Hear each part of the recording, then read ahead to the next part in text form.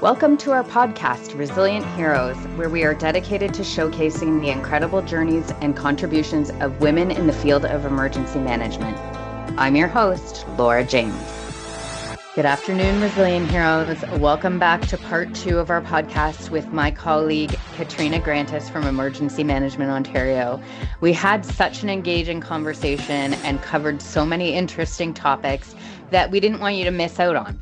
So frankly, we decided to split the interview into 2 parts. And so I now present to you part 2 of my conversation with Katrina Grantis.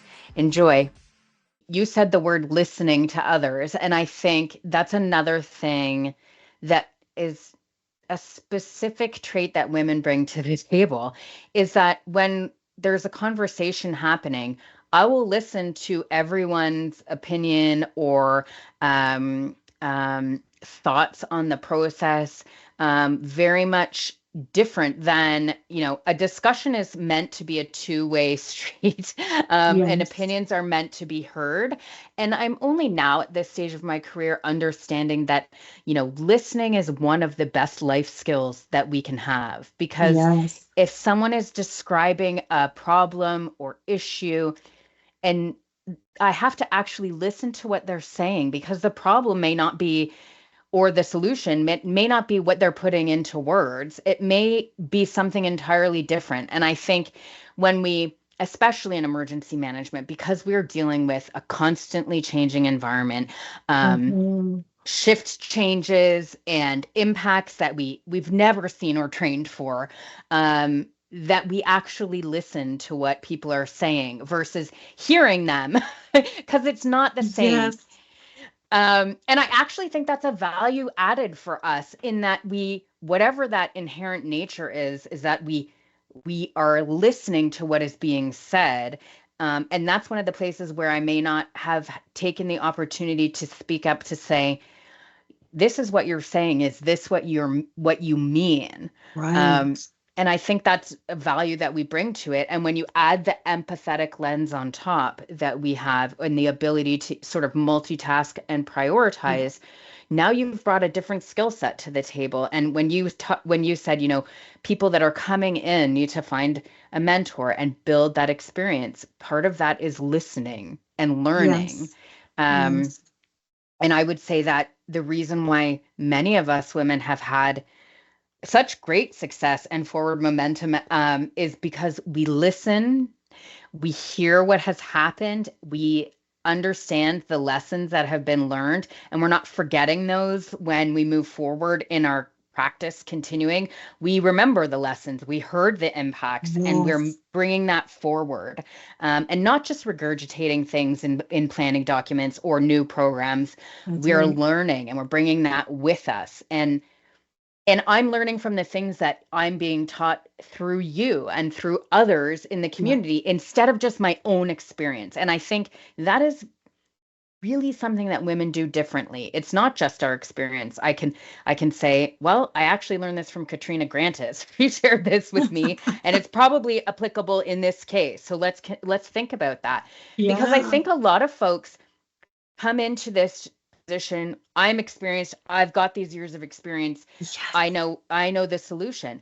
I don't know the solution. I come with my experience, and I'm listening to hear what you say and what your experiences are, so we can create a better result. And I think women do that in a way, not to be exclusive of others, but that is a key thing that we have, the ability to listen, bring that into now our vernacular and our own experience, and move it forward, because we are gathering the experience of the community around us. Does that make sense? Very well said. It makes so much sense. And yes, I'm trying to be diplomatic and not saying women specifically, but yes, that's what we've observed. We've observed that women are more inclusive and willing to listen. And I think maybe I'm a little older, but I've been brought up that way. But you listen and you have your voice is a great balance. But also, this is something that I will always clearly admit for myself, is that even the new folks coming in, there's so much contribution coming in from that different perspective. Everyone on the team has a different life experience, has different now skill sets and education and jobs and everything else, that every place that they've come from, they're bringing that to that team environment. And I will say that one of those things where this is what I know for sure is that the best experiences that I've ever had in this field are when I was a part of an incredible, inclusive, fantastic team. It was never things that I've done alone. It was never, even if I say, you know, I've been on massive deployments of these big things and I bring a lot of that experience to the table. The best experiences that I've had are those somewhat rare moments when you've got an incredible team working together.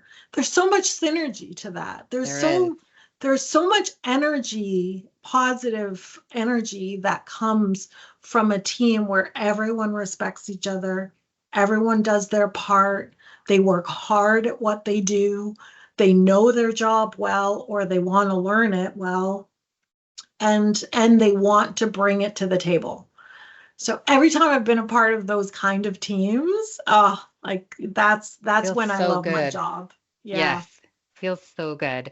Now you mentioned mentorship, and for me, the mentorship has come through different avenues because there hasn't been a lot of women in EM in 25 years ago for me to approach to have as a mentor. I have had some really great mentors who are not necessarily in emergency management, whether they're in natural resources or, one of the other stops along my journey. And I've had both male and female mentors that have been just so life-changing in confirming, the past that I think is important or the things that I believe to be true. And really being there when I was just out of gas, feeling like, is this the right thing for me anymore? And so I actually think that it's important to have, personal mentors in your personal life, as well as professional mentors. I believe that mentors can be at any age or stage of your career. And so, I'm going to turn it over to you and sort of, I know that you've had various mentors over your career, and I know that you mentor others as well. So can you talk to me a little bit about what you think, how that looks for you, how it's looked for you in the past, and then what can we do?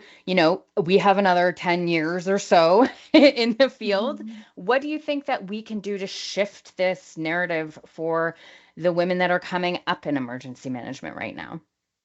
Well, a good question. I got really lucky when I came to Emergency Management Ontario way back, and I was hired by a female manager, and she was the first female police officer in Hong Kong. It was just like, she was amazing. And I, even to this day, I still think back on how she led and how she managed the team, in terms of listening and being inclusive and caring. And that's actually what stood out the most, because she actually really cared. I got in a little bit of trouble back then every once in a while, but she was the first one to support me. So that meant so much that I still carry that feeling to this day, and really appreciated her mentorship.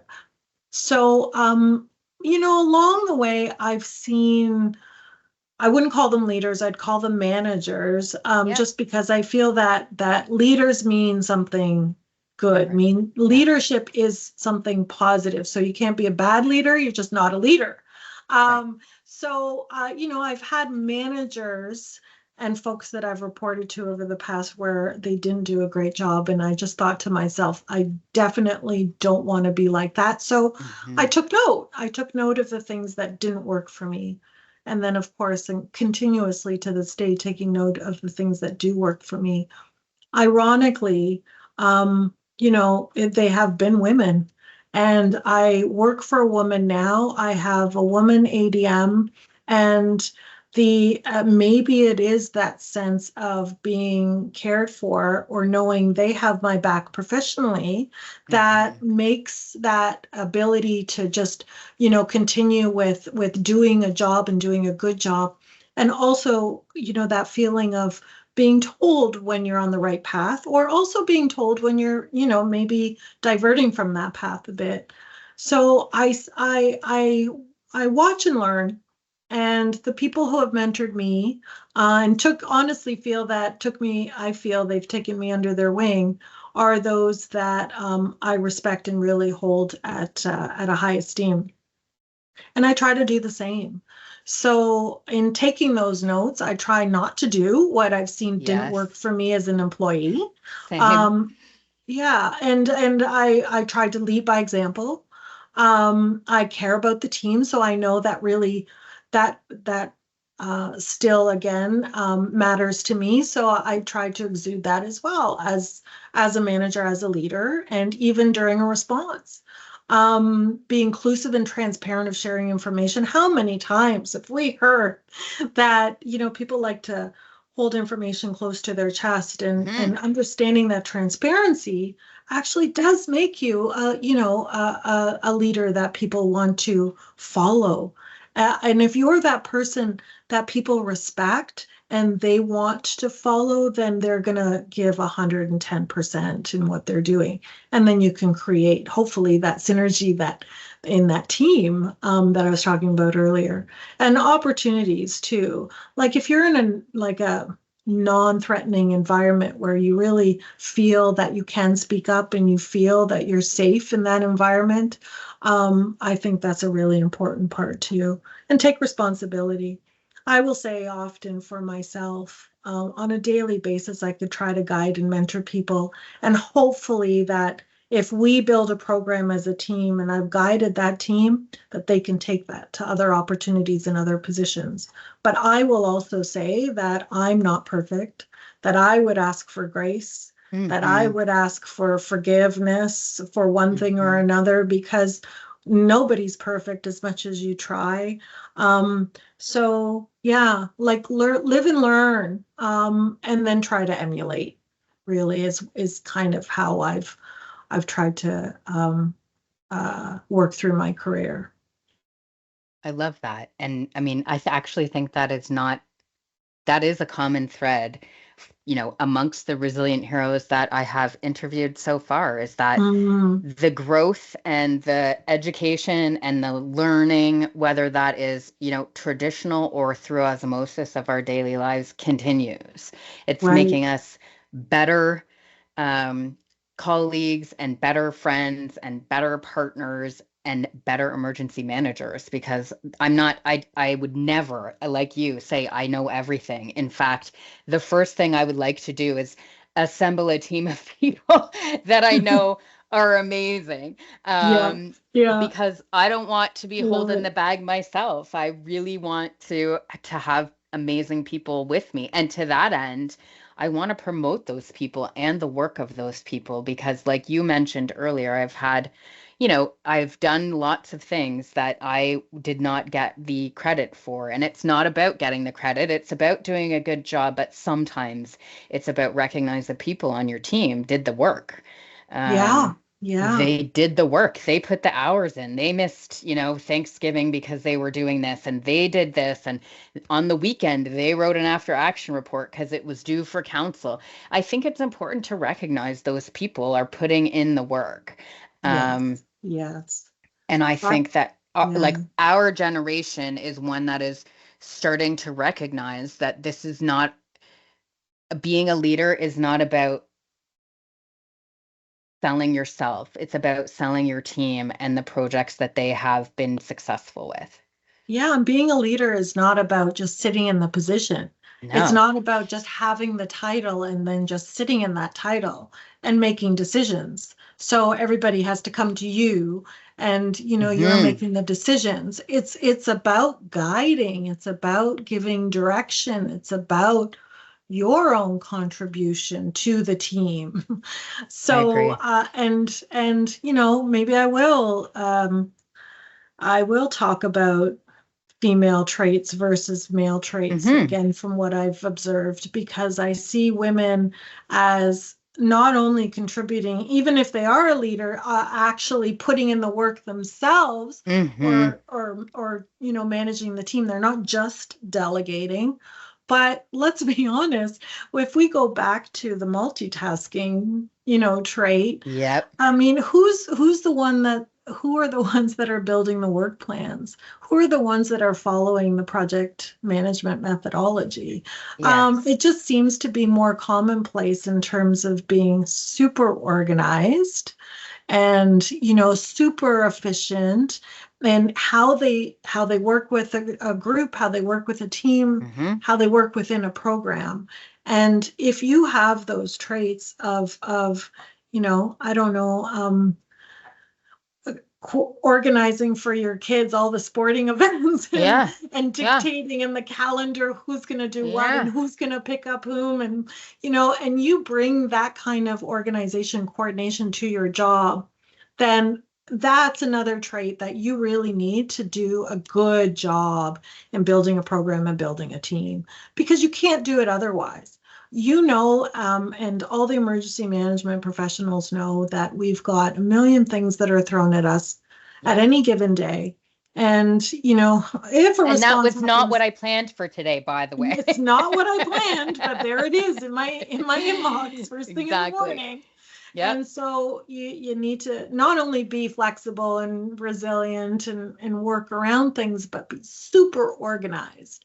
And that just seems to be a trait that more of the women have that I've dealt with. So when I work with female colleagues, I hate to admit it, but it just seems to flow a lot nicer, and easier and less combative. And it's easier to get things done.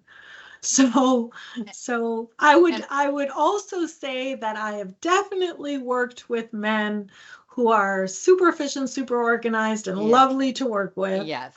Agreed. But if we're comparing traits, I want men to see the potential of women in this industry, and not just see the potential, not just say they see the potential, not just say that, oh, 60% of women are graduating with emergency management diplomas, and yeah, it'll happen. You'll see the women in management positions or in leadership positions eventually, because it'll happen.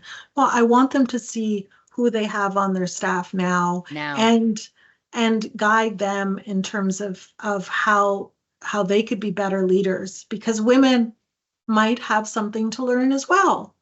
And just Agreed. like we talked about, maybe Yep. women have to speak up more and don't care. Honestly, if I speak up and somebody turns around and looks at me and says, "Oh, you're so aggressive." Well, no, my male colleague basically said it the same The way, same way. probably more aggressively than I did. So, no, I don't accept that. Thanks. Let's move on. So you need to Yeah. have a level of self-confidence to be able to do that as well as women. So if we provide women with the opportunity to learn how to just deal with being in those positions and learn that leadership style that works, then we're all going to be better off, I think.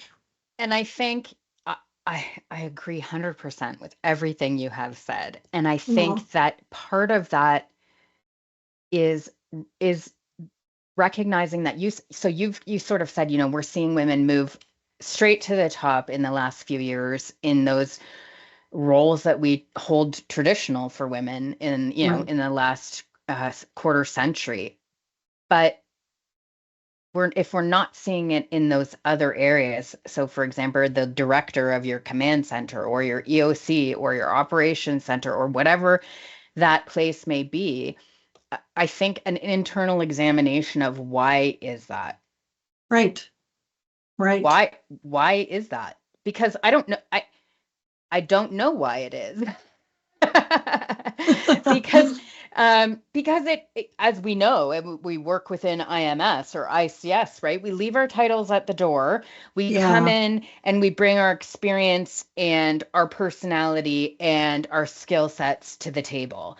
And sometimes I find myself looking around a room and wondering why the people who are in the roles they're in are in the roles they're in. And I think, there has to be a bit of a shakeup around who sits in the roles and why did they sit in them. right.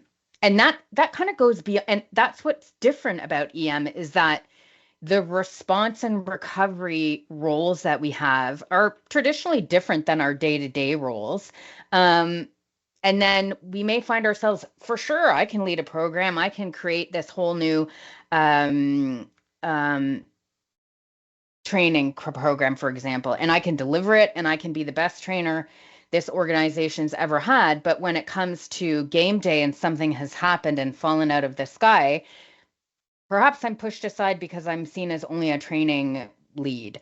And that doesn't make sense to me because, Right. we're pushing people aside that whose skill sets may not daily skill sets may be required in the operation center or command center different from their day to day, and we don't pull them up from those places because we Yeah. assigned roles based upon personality and job title.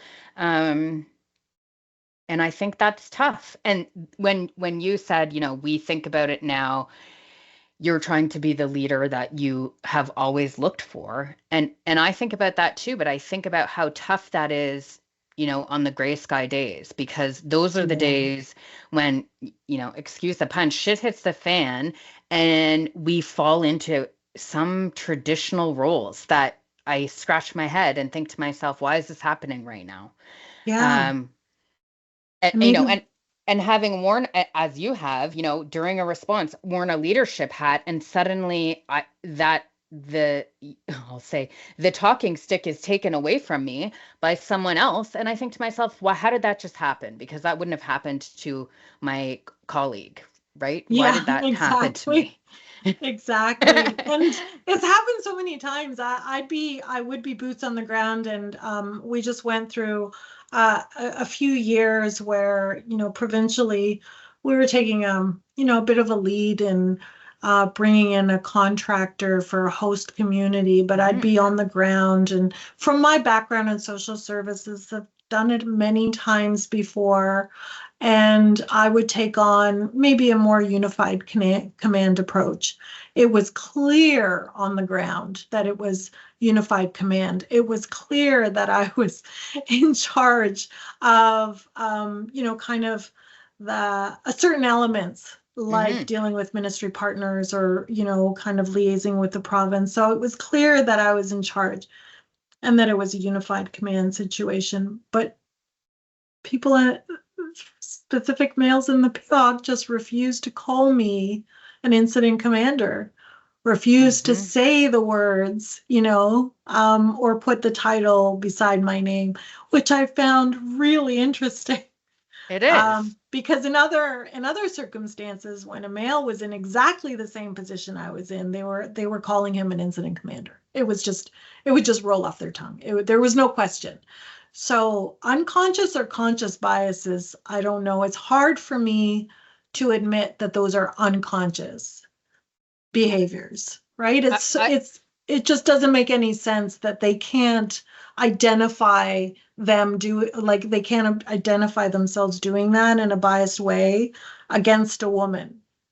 no, 100%. But I think those are some of the conversations. I mean, that's why we're here, is to start some of those Yeah, conversations, because yeah, we may have, when we grab a coffee, but we don't have those conversations as a community, which is what we need to be doing. yeah. And I took the title. I took it. I Yeah. claimed it. I said, I'm the instant commander here. This is a unified command scenario, but it's a provincial contract. I'm in charge. I'm on the ground. You guys tell me what to do. You give me direction at the provincial level, of course. I'm not Hmm. going to call the shots, but I am the IC. So I took it. And so And you I think should. that's, yeah, I think that's something really we have to recognize. And maybe we should look at leadership differently as I well. think so too. You know that in this particular field, and we're looking at leaders as generals of the art, like military. Yes. No, leaders in emergency management don't need to be militant, don't need to be No. military, generals, and they don't need to act that way. So maybe if everyone, men and women alike, can see a leader who's a little more soft spoken, who's more kind and gentle, but also very, assertive when needed, Mm-hmm. and And um, authoritative when and needed. and authoritative, and knows exactly what they're talking about, knows exactly what's happening, and can make those decisions with confidence. And we see leaders in a slightly different light, because when I find people are maybe trying to promote for leadership positions, they still see that maybe perceived strong male presence Mm-hmm. as being a better leader. And I 100% disagree with that. I I 100% disagree with that as well. And I think the leader should be the right leader. Yeah, You yeah. know? Male or female, put the right Exactly. person in the job. Exactly. That's That's right. that's And how I feel. respect. That's a big thing too. Respect across the board. And I've been there enough times, I've seen it enough times, and women still don't get that respect across the board. I'm sorry to say, it is true. Whether it's respect for what they're saying on a call, or respect for them being a leader, or just being dealt with in the same way that a male leader would be dealt with. It's still, well, I think we still have a ways to go. So we need to start to shift that perspective. So, with that being said, do you think there are specific opportunities for women to excel in EM right now? Yes. Again, I think we need to be vocal about it. Yeah. So if it's hard, and it sounds rude, and excuse my language, but it sounds like, bitchy, and you're you're going to be a bitch, Hmm. but stand up and say, I said that. My male colleague didn't say that. Yeah. I said that. And then also, if we understand the fact that, people are being promoted above us, or seen differently, or responded to differently on a call them out. It's really hard to do, but if we keep doing it, then the message is going to get conveyed. And it's just going to be commonplace, where everybody's just saying, no, no, no, no, no, I'm here, I'm equal. No, no, no, just, look at me, I'm an equal, and talk to me as an equal, and respect me as an equal. And they won't have a choice. I mean, they'll have a choice, but Well, but eventually, we'll be a mass of voices we'll together. band together. What I I was don't know. gonna say is, I was gonna give an example, and now of course it's gone out of my head, so we'll have to edit this while I think about my example. Oh, Mm. what I was gonna say is, um, recently, I was pre-COVID, so it's not recent now, but it was fairly recent in my career where at a meeting, I ran into someone who had been my manager 24 years ago, 25 years ago, when I started as an intern with the Ministry of Natural Resources. And he had been assigned me as his intern for 10 months.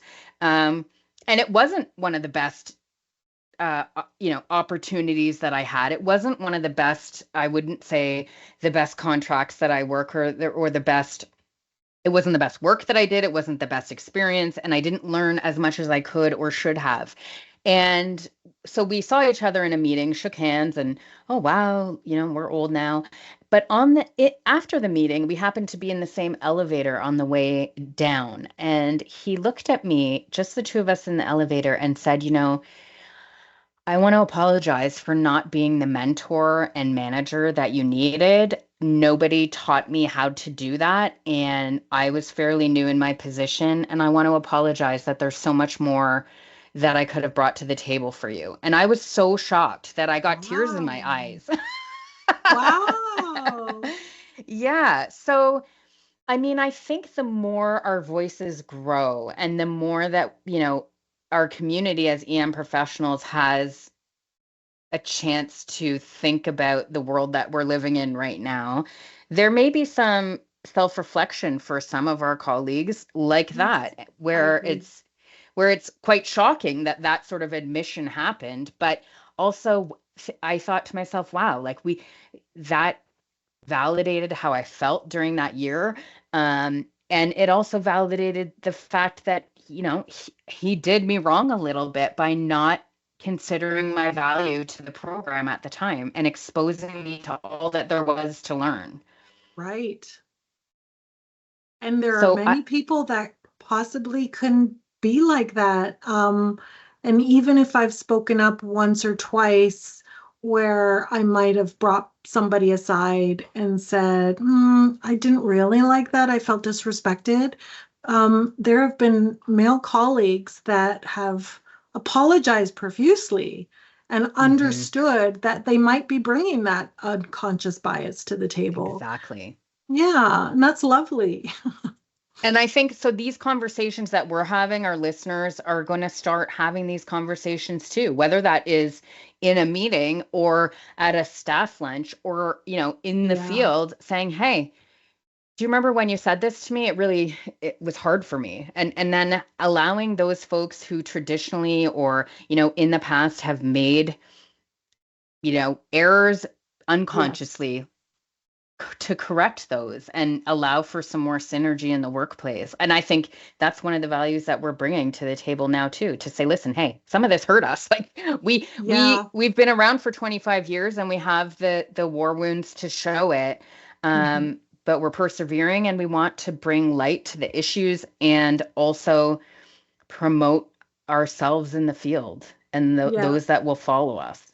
It's probably a better way to deal with it than calling someone out in the middle of a meeting, which I suggested earlier. But No, that I love that because I've done it on several occasions where I've just brought somebody aside and just talked it yes, through. And there have been actually many occasions when the relationship was stronger for it. I agree 100% with that. Yeah. Our Yeah. ability to identify an uncomfortable situation and be true to those feelings and have conversations after, I think is another unique quality we bring to the table. And as you said, I've had a number of opportunities over the years to say to someone, that wasn't right. That decision wasn't right. That hurt me Right. professionally or it hurt our working relationship. Um, and you're right, those relationships are stronger for having those conversations, or they're not, in which case you've shown me your true colors, so I Yeah. believe them. True. It's true. um, That's a very good point. If I could make kind of one more point of something that I know for sure and that I have experienced over and over again is trust your instinct. mhm. Always trust your instinct. There have been so many times, and I don't want to encourage people to be overly vocal all the time, but there have No. been so many times when I stayed quiet. I've thought that maybe the response, for example, possibly should go in another direction, or Mhm. possibly another decision should have been made. And I've stayed quiet, and I've experienced over and over again how, oh, I actually was right. And so I began to trust my instinct. I Yes. do it to this day. I trust my instinct in terms of decision making, in terms of the direction I think we should go. Now that I do have, sometimes more of a leadership role, Mhm. and trust the instinct as to where you want the program to go, because to your point earlier, it could go in a direction that no one saw before, but you know this is the right way to go, this is the right decision to make. And I really live by that now, and I trust my gut. I think that is I'm gonna end our conversation there because I think that intuition and trusting your gut is something that we should encourage each other to do. Hmm. I really love that. because we all have that within us. And as you've said, and I've had the exact same experience where I should have spoken up. I should have at least put that on the table. Right. And I was right in the end.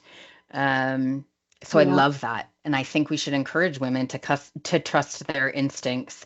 There's one other thing I want to ask you that I might splice it in somewhere else is Mhm. how do you alleviate the stress of this position when in your downtime? Because I know that you work hours and hours and hours when you've been deployed and when your teams are deployed. So how do you ground yourself back to reality coming off of those high adrenaline situations? You have to know what works for you. Yeah. Everyone will be different. I have learned how to be extremely resilient um, when dealing with highly stressful Hmm. situations, and that was, uh, um, I think I just had to live and learn and see what worked for me. I'm able to compartmentalize my Hmm. emotions, and I think that helps a great deal when I'm responding and just feel more calm as things around me are getting more chaotic. Yes. And I think that's a really important trait. So if you find yourself getting overly excited or agitated or overly anxious in a response situation, which is natural, Hmm. maybe try to find a way that you can calm yourself in that moment and try to put things aside. And I would never suggest, again, my background is psychology, so I would never Yes. suggest burying your emotions. No. So what ended up happening for me is that I would come back from a deployment of a major incident, and maybe 2 weeks later I would start crying, and Hmm. I wouldn't know why. Hmm.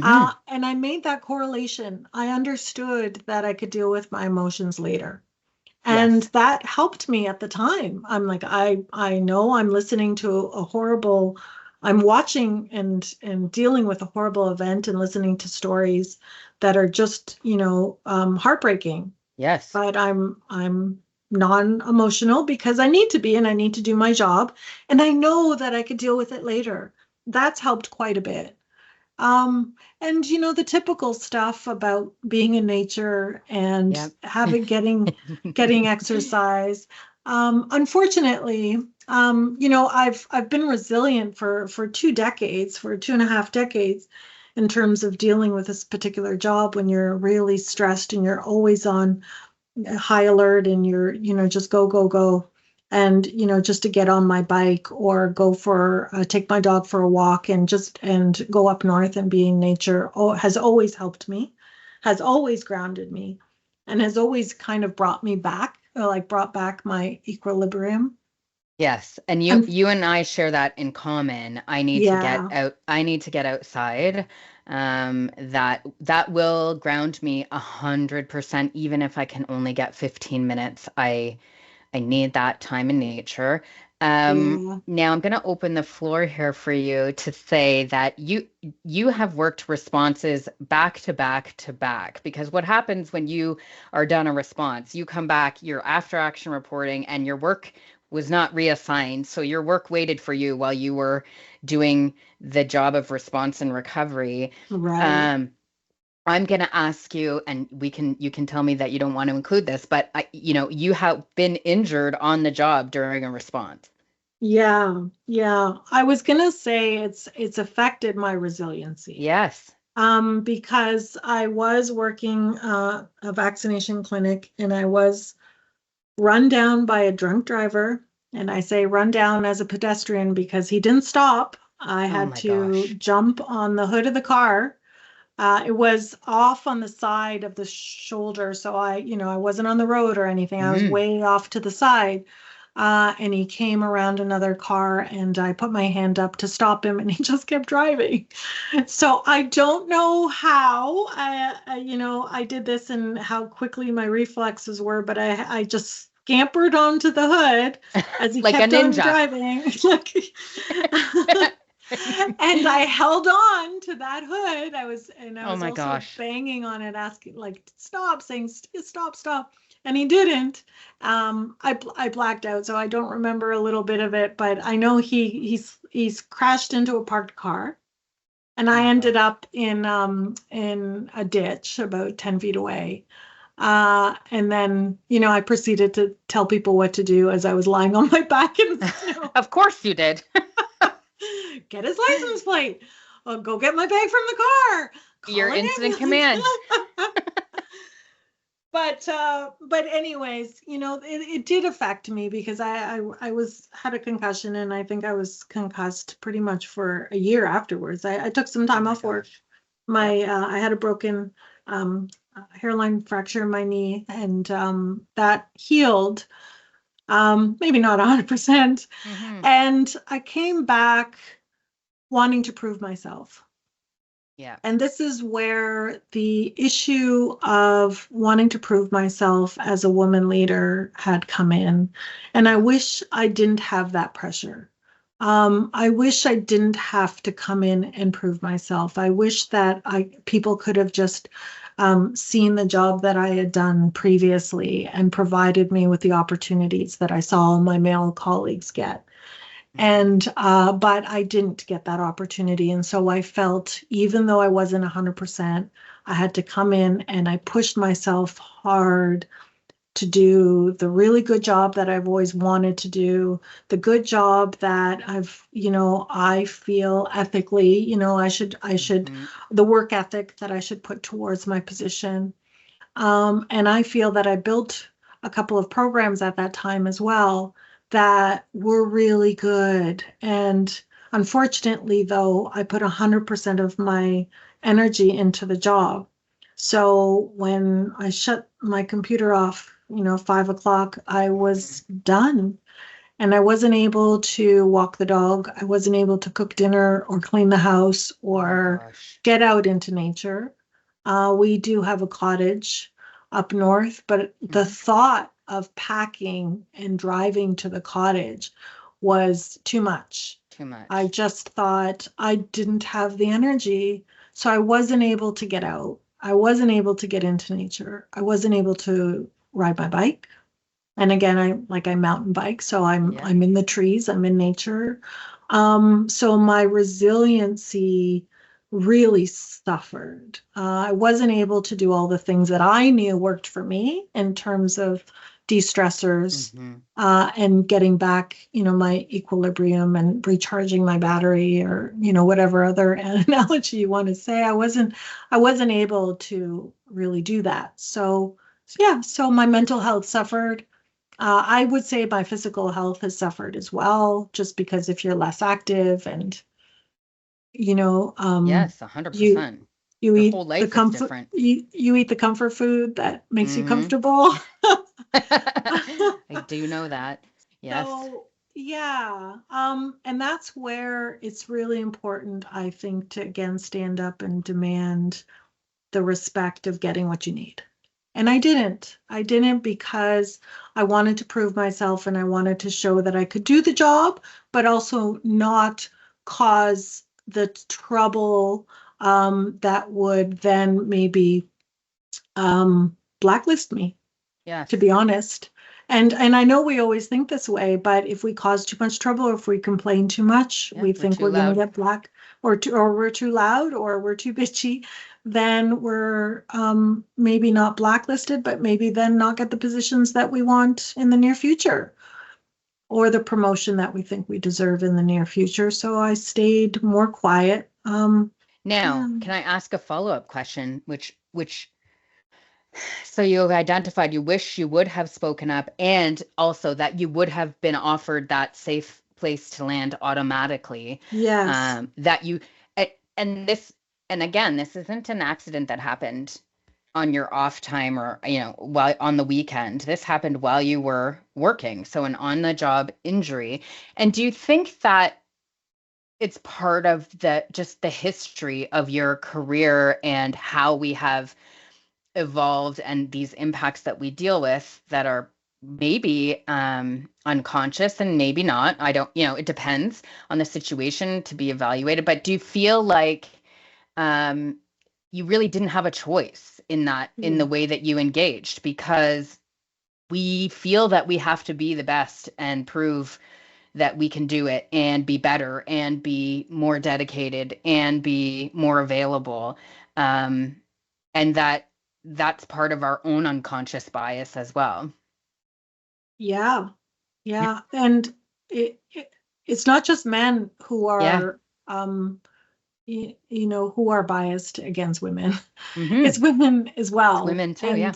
I've definitely seen it in my career, and I've experienced it over and over again. I think the women who are also tough on other women want, maybe, this is just an assumption, this is just a hypothesis, but maybe want to be part of the boys' club. I don't disagree at all, 100%. And I find that they still typically are not. Yep. So it's a tough lesson to learn, in my opinion. But it's not just the men, but it's interesting seeing that it's the women of the organization who have seen my value, and this is my story, so this is my experience. But it's the women of the organization who have seen my value. A few of them who have seen my value and who have brought me into the fold to be part of that team. And when I say the synergy of the team, as I mentioned earlier, it's a matter of finding the right people for the right positions. And so it's just so obvious and so evident that if you hire the right fit, that you are going to do an amazing job and you can get some amazing things done. And that's exactly, in my opinion, what we've done. So I'm so thankful for them, and I'm thankful to have that opportunity, because I don't know if I'd still be in the field of emergency management if it wasn't for them, because of this experience.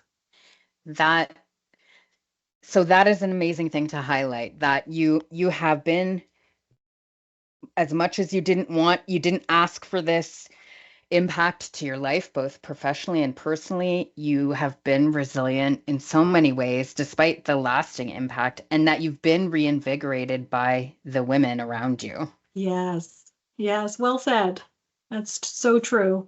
So, I mean, if I can, we'll end our session on that note to say that the women have wrapped around you in your career, and you are one of them. So we all in the field of emergency management in Ontario, Katrina, look at you as a leader.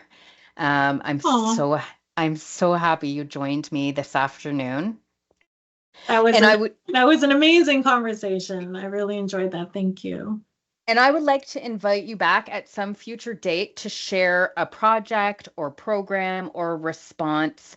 I like to add a follow-up 30 minutes sometime in the future where we talk about one specific thing that you really want to highlight as a success story, and that something you think that if others hear that, it might inform their planning or their response or their recovery in ways that they haven't thought of. And so really, I want to give voice to people's experiences. And then I want to reconnect and talk about some of the things that you have been successful in and want to share that experience with everyone else.